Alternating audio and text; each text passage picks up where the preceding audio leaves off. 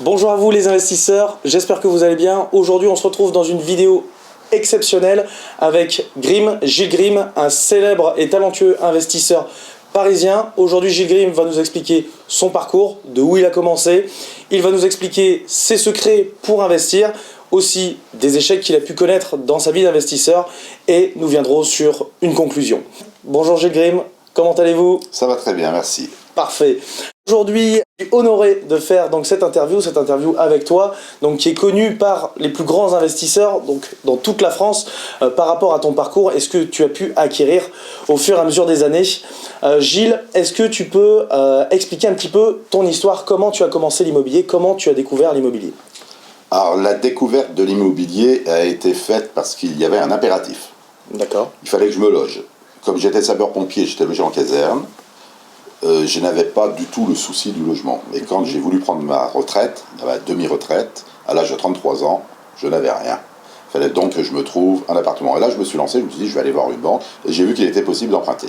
Donc, j'ai emprunté pour ma résidence principale, que j'ai trouvée dans Paris 20e. Mais en même temps, on m'a proposé un deuxième appartement qui était pas mal. D'accord. Dans le 15e, il a fallu faire un choix. Le choix, je l'ai fait.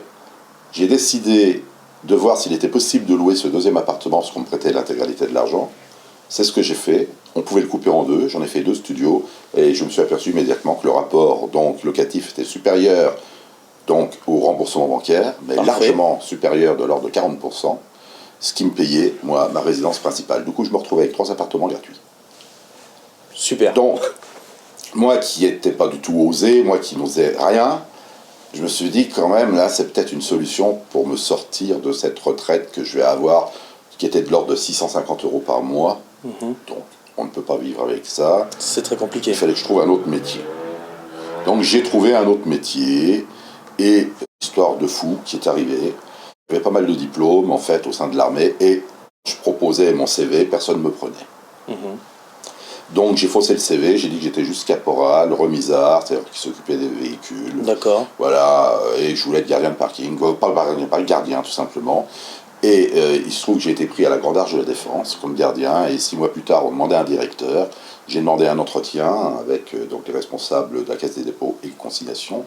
C'était le fameux immeuble de la Grande Arche sur la plateforme Défense. D'accord. Et c'est moi qui ai été retenu comme étant donc, le futur directeur d'un coup et d'un seul, parce que j'avais tous les diplômes qu'il fallait. Félicitations. Donc, je me suis retrouvé catapulté à la tête de cet établissement prestigieux qui était le premier de France. D'accord. Pour pouvoir, avec la mission de faire le plus beau règlement possible. Donc je suis allé voir mes autres collègues dans les autres tours pour rassembler, faire l'analyse et la synthèse. Et là, j'ai eu des bons salaires. Qu'est-ce que j'ai fait avec ça? Tout de suite, immobilier. L'investissement. J'ai investi. Mais j'ai investi d'une manière réfléchie. Je me suis dit, je n'y connais rien. Donc, avant d'investir, il faut que je mette des outils en place. Quoi? À l'époque, il n'y avait pas Internet, il fallait aller dans les bibliothèques. Donc, j'ai commencé à acheter par Lefebvre, c'est la réglementation fiscale. Ça a été mon livre de chevet. Je l'ai lu aussi. Tu en as parlé dans une vidéo un jour, je l'ai lu. C'est vrai que c'est fantastique. C'est un bouquin, bah voilà, c'est la Bible. C'est la Bible fiscale. Exactement. Et donc, pour aller dans le droit chemin, pour faire donc des choses fiscalement non répréhensibles, pour déduire tout ce qu'il fallait, pour bien calculer. Exactement. Parce que comme moi, j'y connaissais rien, ce qui m'a sauvé, en fait, dans le début, c'est que j'achetais simplement, pas de société, rien du tout. Je n'osais pas faire tout ça. Donc c'est Gilles Grimm qui achetait en nom propre. J'y suis d'ailleurs toujours. Et vous allez voir, tu vas voir que c'est très bien. C'est excellent. Quand tout est payé, c'est génial. Et comme je n'avais pas d'argent, eh bien j'achetais des petites surfaces. Toujours le moins cher possible. C'est celle-là qu'on triplait, multiplié par 10 maintenant. Donc, toute chance également. J'ai bien visé. Pareil, j'ai bien visé sur ce coup-là. Il y en a d'autres qui ont fait d'autres secteurs. Il y a d'autres personnes qui ont investi dans des grandes surfaces, des 500 mètres carrés, qui ont fait du luxe, etc. Je ne sais pas ce qu'ils sont devenus, mais moi, en tout cas, mon système, à mon niveau, a très bien marché. D'accord. Et donc, j'ai appris. J'ai même pris des cours, si on veut, en demandant à une entreprise, un entrepreneur, de m'utiliser gratuitement pour que j'apprenne le chantier, les travaux, le coût des matériaux, là où il fallait les acheter. Je ne savais même pas qu'il y avait des grossistes, moi. Je sortais des sapeurs-pompiers de Paris, et j'étais resté militaire tout le temps. Je suis né dans une caserne en plus.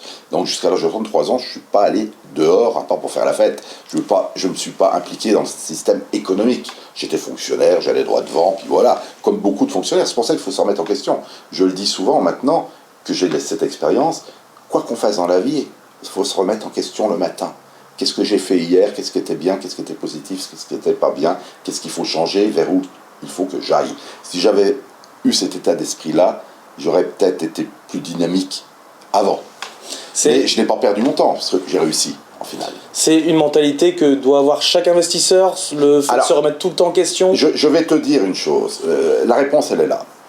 Il y a des jeunes de temps en temps qui me contactent, ils me disent oh, je suis admiratif de votre parcours, et je leur dis ok.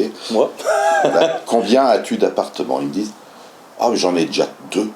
Ok. T'as quel âge? 22 ans. Je dis bah écoute, moi à 33 ans j'en avais zéro. Est-ce que tu imagines toi l'avenir que tu as devant toi? Et voilà. Et tout mon système a été basé comme ça sur le positivisme. C'est ça. C'est ça. Plus on investit tôt en plus, plus on a l'argent qui travaille pour soi, plus vite on a les loyers. Après, tout à payer. Exactement. Un bien, de toute façon, qui soit emprunté sur 10, 15 ou 20 ans, il sera payé dans 10, 15 et 20 ans. C'est le secret. Exactement. Donc toi, ton système, ton mode d'exploitation préféré, ton support d'investissement, on va dire, ça va être plus de la petite surface et partir seulement sur de l'acquisition pure et dure, et puis on se dit dans 15-20 ans ça va être remboursé? Ou tu t'es dit on va utiliser d'autres modes d'exploitation comme la courte durée, la colocation, etc.? Non, pas du tout. Je suis resté fidèle à un seul schéma, c'est-à-dire emprunter, louer et que le locataire reste le plus longtemps possible en place. En étant sûr que mon crédit sera payé. Moi, ce qui m'intéressait, c'était pas gagner de l'argent. C'était gagner de l'argent plus tard. D'accord. Comme à la caisse d'épargne, on place son argent. J'attends que mes crédits s'amortissent, il ne faut pas que ça me coûte en attendant. C'est tout. Donc c'est parfait. Ça a très bien fonctionné parce que comme j'ai eu du temps de libre, je n'ai pas acheté 10 ou 15 appartements comme ceux qui font de la colocation. J'en ai acheté 300, 400, 500. Et ça, c'est la grande différence. D'accord. Donc, parce qu'en finale, quand on en a 300 ou 400 qui sont loués 500 € et qui rapportent même 350 € par mois, si tu multiplies, calcule combien ça fait par mois. C'est énorme. C'est énorme quand tout est payé. C'est plus qu'un gars qui est dans la colocation, qui est obligé d'être sur place en permanence et de continuer à voir, etc. Parce qu'après, il va faire du Airbnb, il va faire autre chose. Donc, il va gaspiller du temps, il pourra mon système à moi, c'est un système simple. Parce que je ne savais, maintenant je sais comment faire autrement. Je ne savais pas comment faire. Donc, j'ai continué comme ça. Et j'ai appris sur le tas. D'accord. Parce que l'immobilier, on croit que c'est simple. L'immobilier, oui, c'est facile. Il suffit de trouver une affaire pas trop chère, faire les travaux, et la louer, et que le remboursement bancaire, lui, soit inférieur au loyer. Pour faire plus simple, que le loyer soit supérieur au remboursement. Ok, c'est à la portée de tout le monde, mais est-ce bien sûr que c'est à la portée de tout le monde? Eh bien non. Ça, c'est juste l'image. Si on veut y arriver bien, il faut de la technique. J'ai appris la technique. Aujourd'hui, je donne des cours de formation sur comment investir et devenir millionnaire en moins de 10 ans. Et tous ceux qui m'ont suivi, sont devenus millionnaires aujourd'hui. Attention, millionnaires en dette. Oui. Bimillionnaire, il y en a même un qui a fait 5 millions d'euros en dette. Mais il en a déjà, au bout de 10 ans, la moitié de payé. C'est ça. Sur extraordinaire. C'est parfait. Voilà. C'est de l'argent qui travaille, qui va travailler. Et puis après... Dans le système de formation que je fais également, il y a des personnes modestes qui gagnent 1 250 € par mois, qui ont déjà 15-20 appartements en 2 ans et demi. À crédit, soit. Mais tout s'autopaye. Et avec mon système que je leur montre de cash flow, c'est-à-dire avoir de l'argent supplémentaire à ces revenus en permanence pour pouvoir accuser le coup si un jour il y avait un raval, bon, un petit pépin, un truc, ça fonctionne. Sécurité, ils dorment tranquilles et ils peuvent racheter derrière. D'accord. En permanence. Parfait. Et tu leur as inclus donc ce même système que tu as utilisé, donc la sécurité. La sécurité. Je suis un ancien fonctionnaire, je suis un fonctionnaire de l'immobilier, mais zouk à la grande échelle. Bon, super. Et donc, si tu avais un conseil à donner à ces personnes, ces jeunes investisseurs ou ces personnes qui souhaitent investir dans l'immobilier, qu'est-ce que ce serait? Si tu avais un conseil à donner. Alors, Ou même plusieurs. le premier conseil, c'est hors contexte de l'immobilier, c'est la gestion de son temps. Pour faire l'immobilier, il faut du temps. C'est vrai. Pour faire l'immobilier, il faut être le premier. Pour visiter, on n'achète pas sans visiter, on n'achète pas un paquet de cigarettes. Donc, il faut se libérer. Le temps, c'est la nuit. Pour faire les annonces, regarder, répondre, etc. Quand je dis la nuit, c'est de 10h à minuit, quoi. Voilà. Et après, terminé. Mais voilà, pour mettre en place le programme du lendemain, voire du surlendemain. Moi, j'ai des agendas, ils sont noirs du début à la fin. Je commençais à 6h du matin, je terminais à 21h, 22h, que des rendez-vous et tout. Et il fallait y aller. J'ai usé 2 voitures, j'ai fait 500 000 km que dans Paris. Ça fait plus de 11 ou 12 fois le tour de la Terre, rien que dans Paris. C'est fou. J'ai visité plus de 8000 appartements, dans plus de 800 immeubles. J'ai escaladé des kilomètres d'étages. On n'a rien sans rien. Et la gestion de mon temps était importante parce que j'ai eu du temps de libre.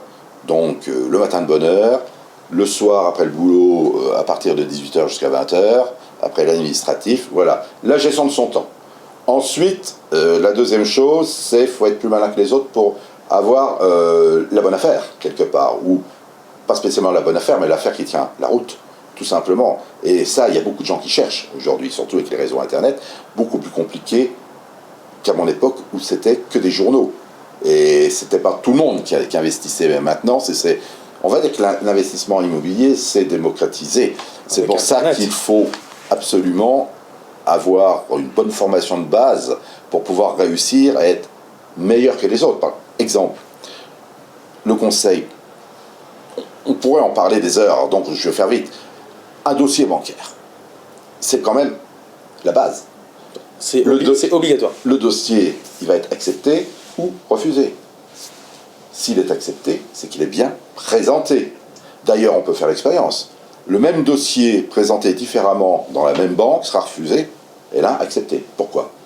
Parce que l'un est bien ordonné, a des pièces donc justificatives qui vont rassurer le banquier et vous allez obtenir votre prêt immobilier. Qu'est-ce que c'est que des pièces justificatives pour rassurer le banquier? C'est s'il y a de grands travaux, par exemple, dans un appartement ou plusieurs appartements, c'est faire intervenir un huissier pour faire un constat d'huissier avant travaux, avec l'entreprise en plus, et on présente ça au banquier.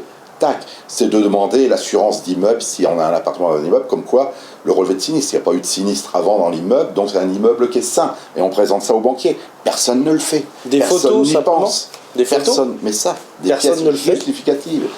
Personne n'y pense. Huissier, assurance, des tout petits trucs. Et ça, moi, je donne la possibilité, par mon expérience, d'apprendre et de former les gens à avoir un dossier. Naturellement, je ne vais pas donner tous mes secrets. Top niveau, qui leur permet à 100% de réussir. Quand je dis 100%, c'est 100%. Voilà. D'accord. Non, c'est vrai que j'ai suivi quelques-uns de tes conseils, et c'est vrai qu'au niveau des dossiers... Je suis bien au point, donc ça fonctionne. Voilà. C'est vrai que quand on se dit que les dossiers, en plus là les dossiers, il faut vraiment travailler son dossier au maximum, parce qu'on voit que là il y a avec les banques, elles referment un petit peu les vis, mais c'est vrai que quand on a des dossiers qui sont béton, on passe devant tout le monde.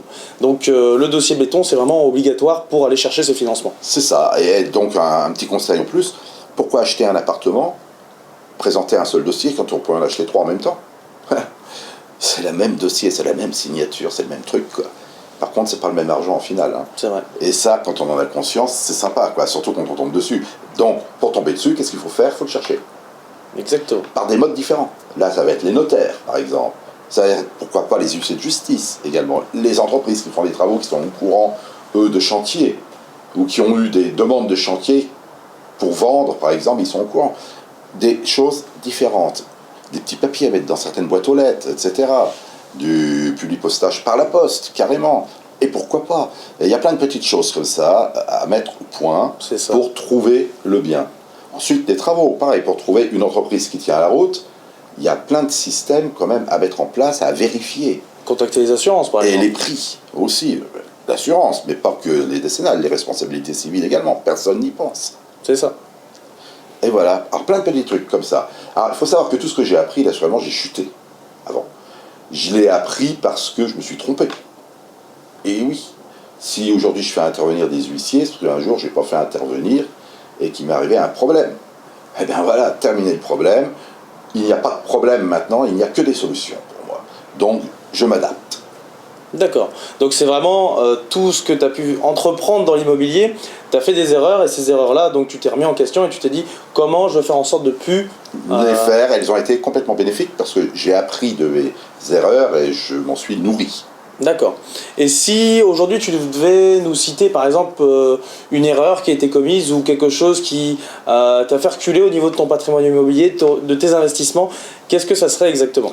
Alors, ça a été une affaire achetée dans laquelle la mairie avait une vision dessus et une fois propriétaire, ils m'ont empêché parce qu'il y avait plus de 600 mètres carrés, il y a des règles pour la sécurité, sur plein de choses, de mettre un locataire à l'intérieur.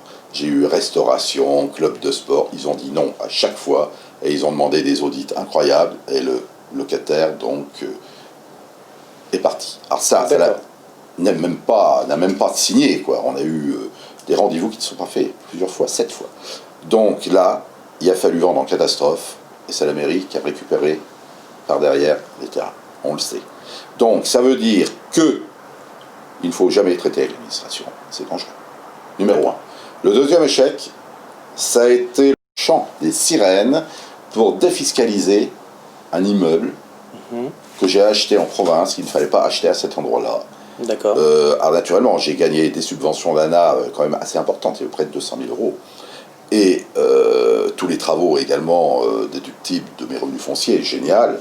Mais avec le temps, ce qui s'est passé, difficulté de trouver des locataires, dépréciation des prix de l'immobilier, tout ça a fait qu'il va falloir vraiment que j'attende qu'ils soient entièrement payés pour pouvoir le vendre un jour. D'accord. Et comme je ne l'ai pas payé très cher, aujourd'hui si je le vends, je vais être imposé par rapport au prix de vente et le prix d'achat, mais les travaux ne seront pas inclus. Et j'ai emprunté les travaux que je dois rembourser. Donc voilà, ça c'est une erreur. Ne pas céder au chant des sirènes fiscales. C'est ça. J'ai appris. Tu as appris, tu ne recommettras plus l'erreur. Voilà. Donc, à force d'avoir trébuché pas mal de fois, aujourd'hui, je suis devenu, je ne vais pas dire au top, on n'est jamais au top, mais ça va bien. On s'approche du sommet. Je connais toutes les finalités et toutes les solutions qui sont adaptables, aujourd'hui, pratiquement, même au niveau des montages de sociétés, et c'est beaucoup plus simple. Il y a des choses parce à faire. que il y a des gens, tu vois, qui font des formations. Ils expliquent, par exemple, comment prospecter 180 pages. Moi, en 1 heure, je vous dis tout. Terminé. C'est vrai que Il n'y a plus qu'à mettre en marche. les meilleurs systèmes pour trouver des bonnes affaires, il n'y en a pas 100 000. Il n'y en a pas 100 000. Il y a quelques petits systèmes et c'est vrai qu'il n'y a pas besoin de 180 pages. Il suffit d'avoir ces petits systèmes pour trouver des bonnes affaires. 180 pages, parce qu'il y a beaucoup d'adverbes et d'adjectifs au milieu qui ne servent à rien. Oui, c'est ça. C'est tout. C'est ça, c'est exactement ça. C'est tout. Ok, donc là, par exemple, toi, tu as commencé à investir dans l'immobilier vers quelle année? 33 ans, j'avais 33 ans. D'accord, tu avais 33 ans.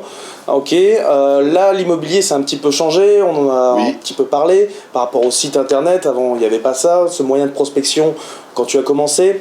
Les banques, elles travaillent plus de la même manière. Peut-être qu'avant, c'était plus avec des hypothèques, maintenant, c'est des sociétés de cautionnement. Il y a beaucoup de choses qui ont changé. Est-ce que pour toi, c'est toujours le bon moment d'investir dans l'immobilier? Oui ou non? Pour toi, quel est ton point de vue par rapport à ça? Point de vue très simple.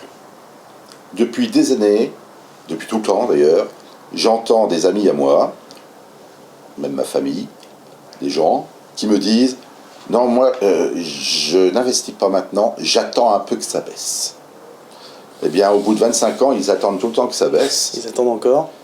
Ma réponse, elle est simple. Oui, il faut foncer. C'est l'heure. Aujourd'hui, il y a tellement d'opportunités déjà présentes et à venir. Il manque 800 000 logements en France, déjà. C'est énorme. Et il va y avoir de plus en plus d'enfants qui vont naître, etc. L'évolution sociale, les tranches d'âge qui augmentent, tout le monde a besoin de se loger. Nous sommes dans l'immobilier des acteurs principaux de l'économie, tout simplement. Imaginez-vous qu'un appartement acheté donne en frais de notaire, on va dire 7,5%, il y a une grosse partie qui va à l'État. Dans les travaux, il y a 20% de TVA de manière ou d'une autre récupérée, même s'il y a des TVA à 5,5, les produits seront même achetés à 20%. Exactement. Donc, l'État prend aussi 20% sur tous les travaux. Ça veut dire que sur un appartement qui vaut 100 000 euros, il y a facilement 15 000 euros, 10% et 15% qui s'en vont dans les caisses de l'État. Le gars qui investit 10 appartements par an, eh bien, il donne 150 000 euros, par exemple, à l'État. Et quand il y a des centaines d'investisseurs comme ça, c'est énorme. Et tu vas voir que dans les prochaines lois qui vont sortir, on va sans doute imposer aux banques de prêter un peu plus et d'alléger un petit peu leurs conditions d'entrée dans les prêts. Pour les investisseurs, j'en suis certain. Redynamiser un petit peu cette économie. Oui, parce que cette économie-là, elle est à bout de souffle, parce qu'il y a eu des mauvaises théories politiques, sans doute, et d'ailleurs on voit bien aujourd'hui, par rien que le LMNP, le LMP, on ne sait jamais trop comment ça fonctionne, oui, non, ça va bouger, ça va changer, on va payer un jour des charges, on ne va pas en payer. En tout cas, quand on se pose des questions comme ça veut dire qu'un jour on paiera, c'est sûr. C'est vrai. Donc, voilà, on en est là. L'immobilier rapporte beaucoup d'argent. D'accord. Et pour finir, vu que tu en as parlé, tu me parlais du LMNP, LMP, etc. Il y a beaucoup de questions par rapport à ce sujet-là. Faut-il investir en nom propre ou faut-il investir en société ? C'est beaucoup de questions, je l'entends souvent, ça c'est pour ceux qui ont déjà investi. Faut-il investir en société ou en nom propre ? Pour moi, il y a une réponse qui est simple. Si on veut donner, protéger son patrimoine à ses enfants, il faut au début investir en nom propre pour donc ne pas payer d'impôts par le biais des amortissements des prêts, mais surtout des travaux, et ensuite tout passer dans une SCI. D'accord. Et là, on peut investir également avec la SCI à l'IR familial, en nom propre si on veut, mais la SCI a la particularité qu'on peut la mettre à l'IS quand on veut. Donc les biens qui sont dans cette SCI peuvent passer à l'IS. Là, au niveau fiscal, il y a des amortissements qui font que, en finale, même s'il n'y a plus de prêt, eh bien, tout l'argent des loyers n'est pas imposable. Parce que c'était juste un procédé d'écriture comptable. Exactement. Qui vient gommer l'imposition en amortissant et les murs, et les meubles, même le terrain, et encore plein d'autres choses. Donc, pour transmettre à ses enfants, ça c'est génial, parce que pas d'impôt à payer, rien du tout, et ils vivent avec les loyers. Exactement. Voilà, par exemple. Un petit démembrement de propriété. C'est ça. Mais d'un autre côté, si on peut faire comme moi, et être condamné, parce que quand vous avez 15, 20, 30 appartements, vous allez payer des impôts. Donc il faut bien en acheter un 31e, 32, 33e pour avoir des travaux, pour gommer les rentrées. Hein? Loyer moins travaux égale 0. La règle. Ben, on est obligé d'en acheter en permanence. C'est pour ça que j'en ai eu des centaines. À un certain moment, j'étais débordé. Heureusement, j'avais le savoir-faire. Donc j'ai pu acheter beaucoup. Et beaucoup amortir. Et aujourd'hui, naturellement, je me retrouve avec beaucoup d'impôts à payer, soit, mais tout est payé. Également les biens. Donc je peux les vendre au fur et à mesure et profiter de l'argent pour vivre. D'accord. Aussi. Donc, ce qui n'est pas mal non plus. Si tu devais comparer donc ta retraite que tu aurais dû avoir en tant qu'officier, c'est bien ça ? Sous-officier. Sous-officier en tant que sous-officier, et donc maintenant ta retraite grâce à l'immobilier. 150 fois plus. 150 fois plus, incomparable. Incomparable. Donc, c'est sans regret. Je suis content d'avoir fait ce que j'ai fait. En plus, j'ai connu beaucoup de gens. En plus, j'ai vu pas mal de choses intéressantes, parce que dans la construction, dans l'immobilier, on rencontre tous les corps de métier. C'est incroyable. Il y a énormément de choses. Et puis on apprend tout le temps. On apprend tout le temps. Voilà. Donc, conseil, mettre au point un bon procédé, quelque chose de fiable, et rester dans le système qu'on a trouvé. Si un des investisseurs est spécialiste en Airbnb, ok, pourquoi pas. Mais alors il reste dedans et à fond, quoi. Mais à fond, 10, 15, 20, 30. Et il devient vraiment complètement professionnel de son système. Et pour les autres, pareil. LMNP, LMP, pourquoi pas. Mais à fond. D'accord. De toute façon, la règle elle est simple. Plus on en a, mieux ce sera plus tard. Exactement. Voilà, c'est tout. Donc ça a été ma règle en permanence. Et je m'étais bien aperçu qu'il y aurait de la casse entre-temps, il y a toujours. Et donc, pour ne pas arbitrer d'une manière rapide, sans réfléchir. Il était bien d'avoir un patrimoine beaucoup plus vaste qui te permet en fait d'absorber tout choc financier. Preuve, j'ai passé plusieurs crises et les crises, je les ai surmontées comme une bouée sur une vague. Ça descend, ça remonte. Puis on regarde au final les crises, on Je en a flotte, quand même. surtout. Oui, c'est le plus important. Et oui. Et puis quand on regarde les crises, c'est assez périodique, on en a quand même assez souvent, mais Tous les 7 à 10 ans, ça se relève tout le temps. il faut flotter. Pour flotter, eh bien, il faut avoir beaucoup de biens immobiliers, et l'un amortit l'autre, etc. Exactement. Une gestion patrimoniale. Ne pas, positive. ne pas vendre au creux de la vague. Vendre, c'est perdre. Exactement, c'est des loyers de perdus. Bon, ben merci Gilles Grimm pour cette intervention. Ben de rien, c'était avec grand plaisir. Et puis c'était un plaisir partagé pour moi, un de mes mentors, donc quelqu'un que Gilles Grimm, quelqu'un que j'ai suivi dès le début quand je me suis lancé donc dans l'immobilier. Et c'est vrai que des précieux conseils qu'on ne retrouve pas partout. Et merci encore Gilles, et puis à vous investisseurs, à bientôt. Et au plaisir.